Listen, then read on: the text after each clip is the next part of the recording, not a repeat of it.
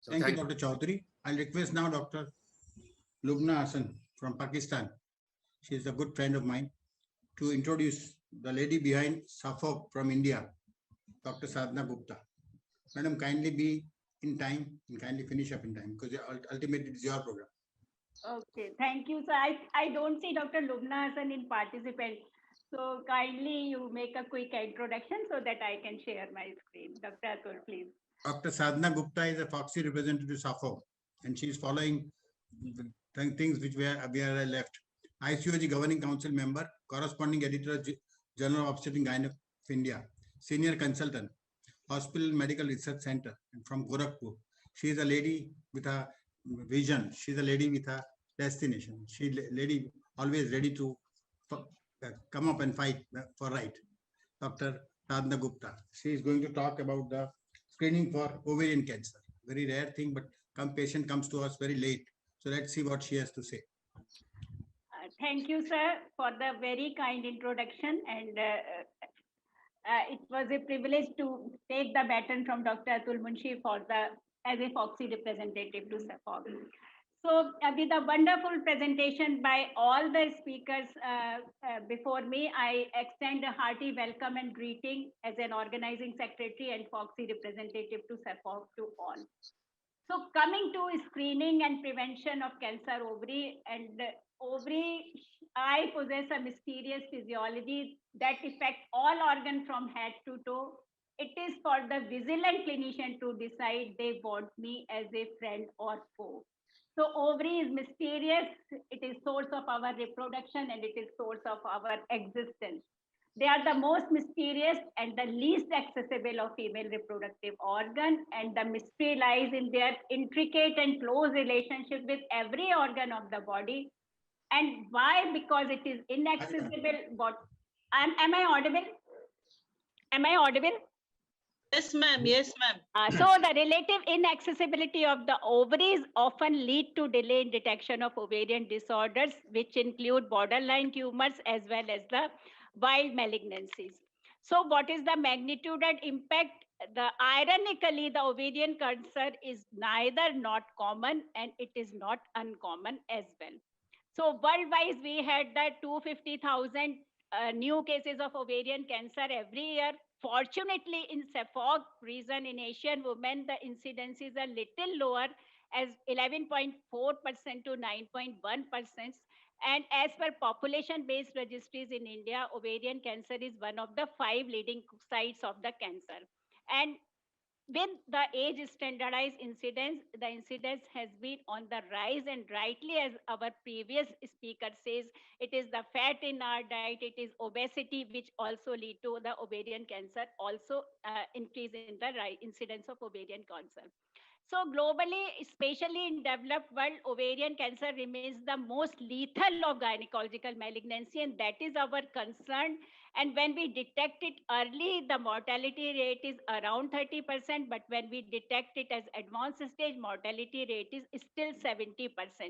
So it sets the stage for early detection of ovarian cancer, and which represents the best hope for the mortality reduction and the long-term disease control. So these are the stage, and we want to check it at the early stage. Now, epithelial ovarian cancer is the most common form of the disease, with 46% overall survival rate by the FIGO staging. And even though the ovarian cancer is less common malignancy, the mortality rate is very, very high.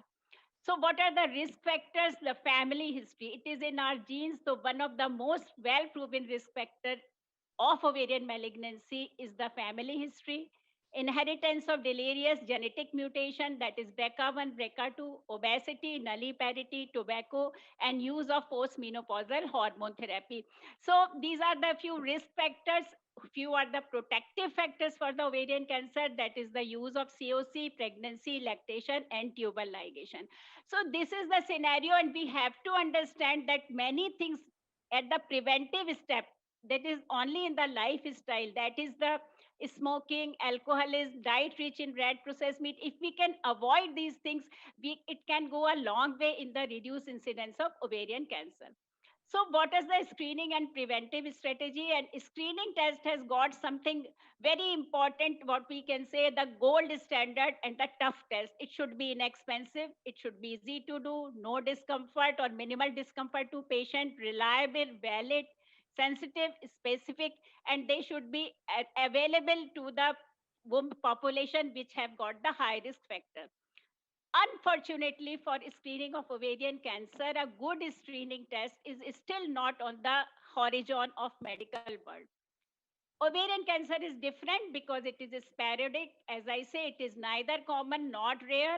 It has a familiar fashion. It has got some hereditary disposition. And when we find mutation in BRCA genes, which account for 90% of these cases, with most remaining 10% attributable to the Lynch syndrome.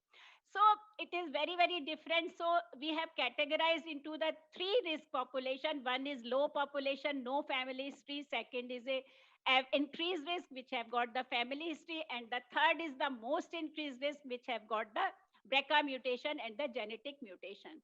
So what are the challenges of ovarian cancer screening? Because the prevalence is around 1 in 250 to 2500 in postmenopausal women, effective cancer screening strategy require a minimum positive predictive value of 10%, good specificity and of 99.6%.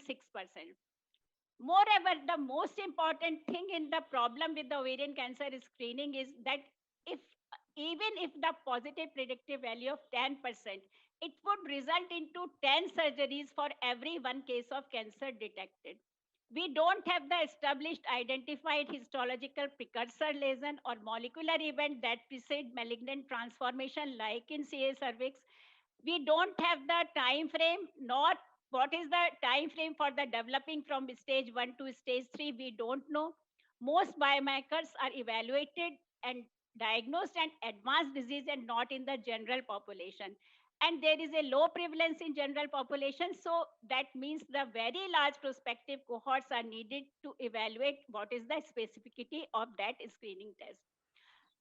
Another points to ponder is that we have two type of ovarian cancer, which sees the one cancer is the indolent, not very unstable, 10 to 15%. It is preceded by endometriosis, clear cell, benign cyst. And fortunately, in our part in Asia, we have more incidence of type 1 cancer, and the developed world, especially the white race, has got the type 2 cancer. So if we detect early type 1 cancer, it is not going to affect mortality to a large extent.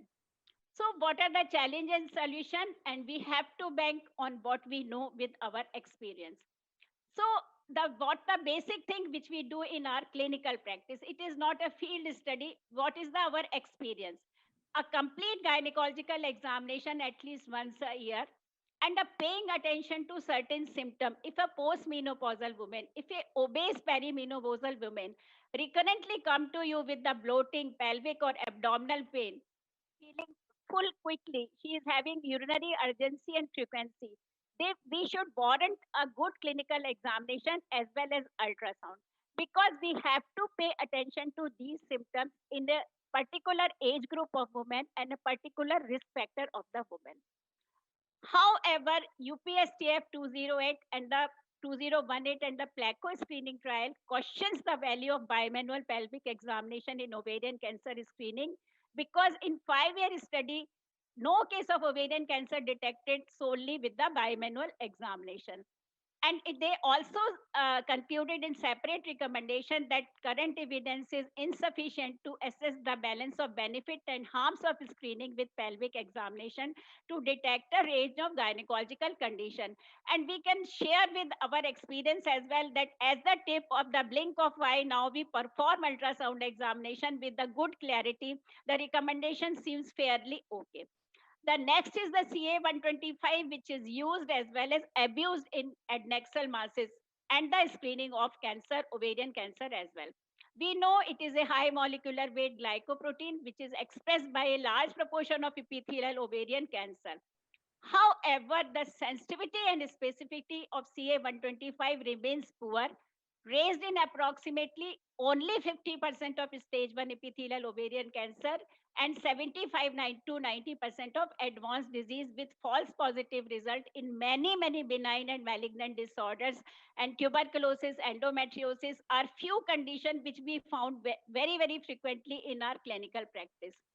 Higher sensitivity was obtained if the rate of change in CA125 level in conjunction with age is used as a predictor rather than fixed cutoff value. So the serial increase in CA120 level and the consideration of the age is important, that if it should be more than 200 in the perimenopausal group and the more than 35 in the postmenopausal group. So the repeat test and the considering the age is very important when we consider CA125 as a one of the screening tool in the ovarian malignancies. 90% of primary ovarian malignancies arise from ovarian epithelium, and the remainder arise from the germ cells and produce beta HCG, AFP, and LDH tumor marker. However, for the screening purpose, these tools are not used because they occur at younger age and screening is not appropriate. Ultrasound is a very good modality. It is preferred because of more detailed images obtained, and color Doppler studies add to efficacy of screening.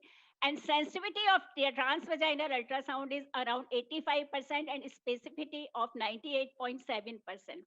However, there is a question of inter and intra-observer variation, and low positive predictive values are of concern to decrease number of false positive results. Many screening protocols like IOTA guidelines and the morphological index-based criteria are being recommended to avoid these inter and intra-observer variation. And this is a very simple and very clearly defined IOTA guidelines, which says even one of the things saying about malignancy, we should go for the further workup, and it is the risk of malignancy index. And if as an obstetrician and gynecologist, we are doing our ultrasound or the ultrasonologist is doing it, we have to use these guidelines to have a high rise of suspicion of the malignancy. Greater specificity can be achieved by a combination of CA125 and ultrasound.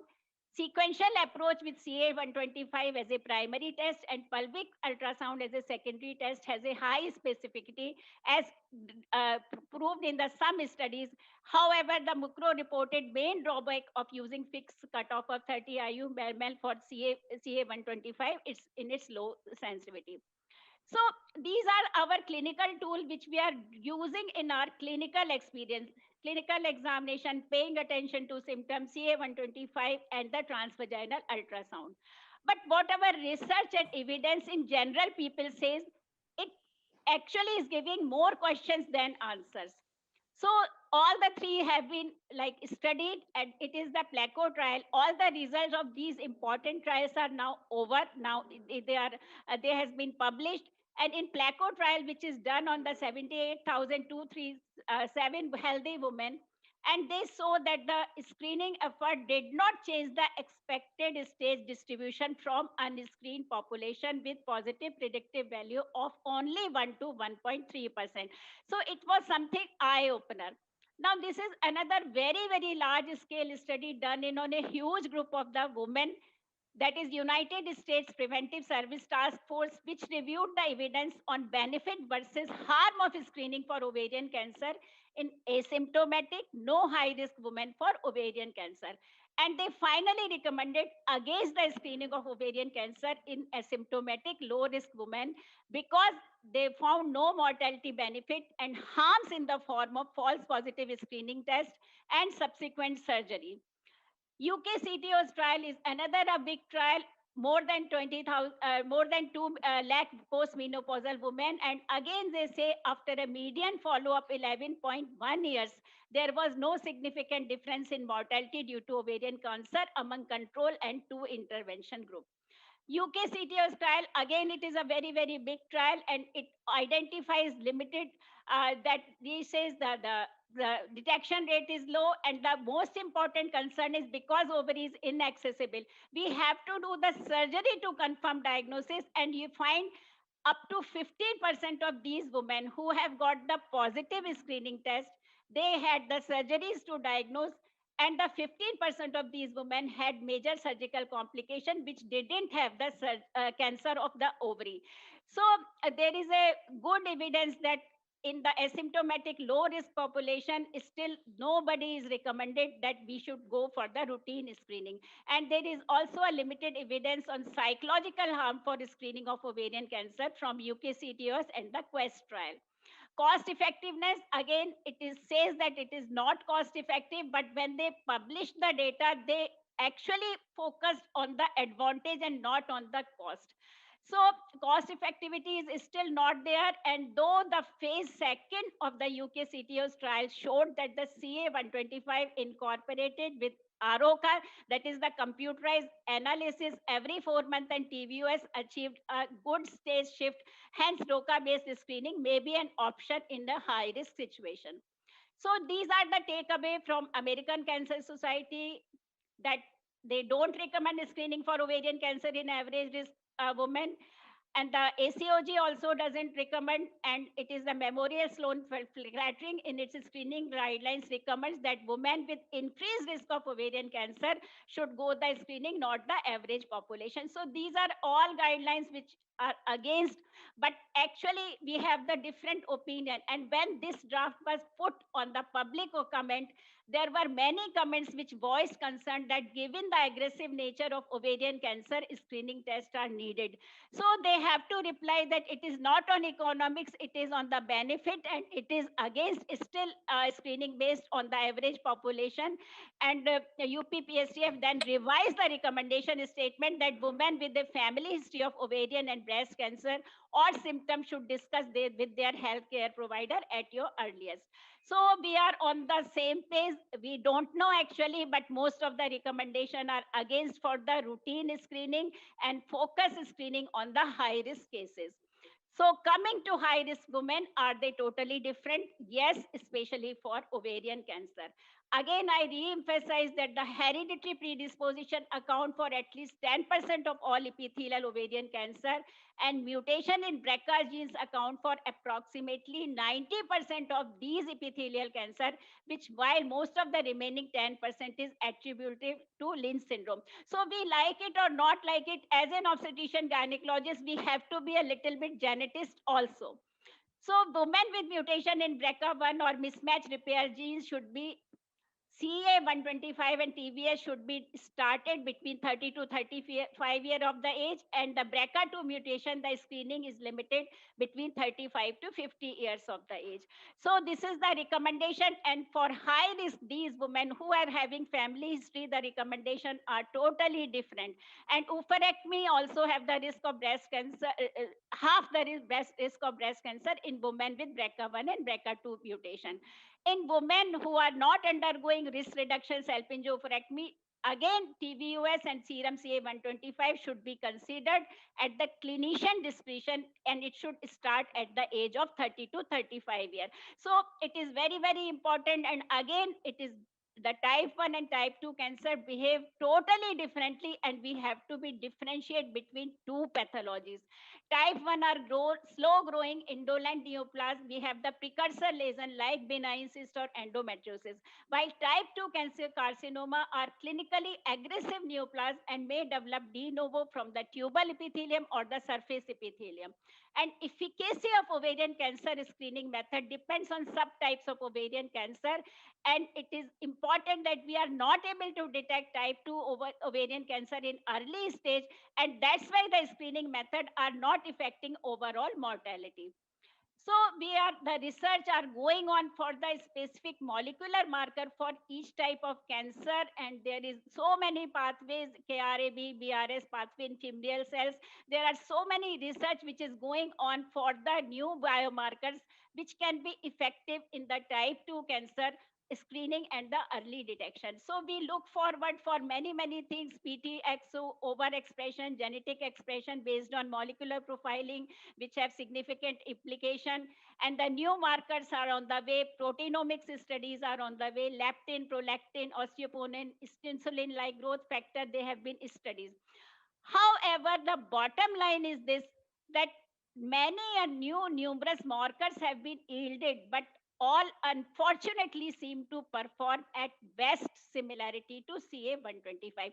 So no new marker has given a really new hope for the general screening or the high-risk population screening, because they are having as specificity and the sensitivity as CA-125 to the best of their capability. And it seems unlike at this point that a single marker for epithelial ovarian cancer will be clinically useful given biological heterogeneity of the disease. Why ovaries? Actually, she is a friend or foe, because there are every type of cell is there in the ovary, and we have a huge variety of ovarian cancer in term of presentation as well as histopathology. So prevention, and I again say in our SEPOC country, we have to not to follow the Western type of living. We have to maintain good body weight by doing physical work. Smoking, alcohol should not be in our area, in our social reforms, as like it is our way. Breastfeeding has been inculcated in the culture of South Asia, and that is actually reduces the risk of ovarian cancer by 8% for every 5-month increase in breastfeeding duration. COC have got the protective effect. Occupational safety, certain asbestos exposure has been related, and the vitamin D supplementation, which is again a problem in our part of the world, that has to be looked after in our. Madam, kindly Sadhna? summarize. Yes, Kindly I'm summarize. just- yes, 2 We are minutes. I going think- behind schedule, Sadhna. Okay, 2 minutes. I've summarized. So these are all preventive strategies, and the risk reduction salpingo-oophorectomy should be performed for the high-risk situation, and surgical prevention in average risk women, a little bit about the opportunistic salpingectomy during hysterectomy. So this is the vaccine. Finally, I sum up. Vaccines are on the way as a about the MUC1 protein. So 21st century sees prevention as a best cure, and we have to respond to our challenge. Life is interdependent. We can move only together, and there can be no other way. Thank you very much for the opportunity. And Thank you, Dr. Sadhna. A good analytic study from basics to advanced. All of you will agree. This was a nice session. Thank you, Dr. Sadhana and the SEPOC speakers. It was an excellent session.